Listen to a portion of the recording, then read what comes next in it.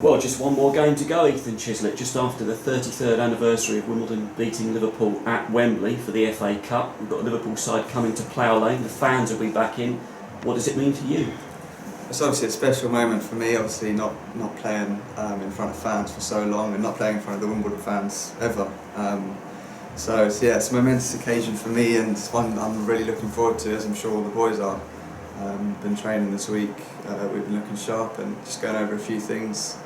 Because we want to go into it and give it our best shot, because obviously the fans need to see what we're about. So it's almost been a year since we were down here interviewing on that scorching hot day when you signed for Wimbledon. What's it been like playing without fans though for the whole year at the fans club? Yeah, it's definitely a weird one. It's one that I don't really want to get used to, if that makes sense. But yeah, obviously just really looking forward to tomorrow, and I think it's going to be an amazing occasion, especially for obviously the fans as well as the players. But I think the fans, obviously, for what they've done for the club, it's brilliant. So I know, speaking to Alex Woodyard this season, that he likes playing in front of the fans a lot. It gives him that little bit extra. Do you feel that as well? Yeah, 100%. I'm that type of player as well. So whether it's just going charging down a goalkeeper for him to kick out of play, little things like that make a big difference. And I genuinely think that's how things can turn games as well. So you never know, we might have got a few points more. You can never tell, but certainly helps me as an individual, and I presume that's obviously the same for Alex Woodyard and a lot of other players. The game itself, of course, it's going to be a great one for the fans. That's what it's about, a test event. But also, we wait to see what kind of side they're going to bring down. But for ourselves, we're going to be fairly strong ourselves as well, though, aren't we? Yeah, as I said, been training today, and everyone's looking sharp. So. And everyone's obviously raring to go. It's, as I mentioned before, it's a big occasion, and it's one where there's a big spotlight on it. So, a good performance goes a long way. Whilst we've got you, of course, as well, 36 appearances, 3 goals this season. How do you feel the whole experience has gone for you? To be honest, it's been quite a difficult one for me, because I feel like, obviously with the COVID stuff as well, I've not really had what I would want to be a continuous time within the team and the starting 11. I've picked up a few injuries along the way, which is it's a first for me, but it's probably the biggest learning experience of my footballing career so far. Possibly the biggest mentality shift as well, from a personal perspective. But it's a fantastic club, and I've enjoyed every minute of it. So. Of course, scoring on the opening day against Northampton, the winner against Rochdale as well. What was a personal highlight for you? Yeah, probably the first goal, if I'm honest.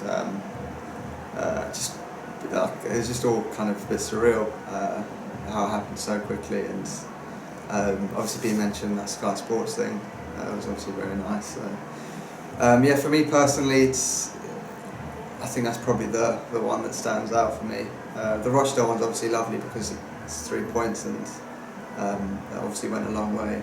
Hopefully a few more moments like that in the future. How's things been with the Achilles problem? Are you all sorted now? You need the fitness for tomorrow, yeah? Yeah. So all sorted. It was I had to be quite patient with it. Well, I wasn't really too patient, to be fair, but all the physios and the staff were very patient with me. So that was very beneficial for me, I think, in the long term as well. And I've just kind of been strengthening and trying to put on a bit more muscle mass as well. I think that also goes a long way with the type of player that I am. So feeling good, feeling fresh, and raring to go. So you've learned a lot from this season. What would you sort of do over the summer? You've got a programme devised with Tim Maynard, yeah? Yeah, Tim and Chris have been very good with me over this past kind of 2 months, and I think we've come to the agreement that for the way I want to play, and the where I want to be. You look at, for example, in the Premier League now, Mason Mount and Phil Foden. Obviously number 10s, and their muscle mass has increased massively. You can see it visibly. So I think that's the next step for me, and one that I'm looking forward to doing.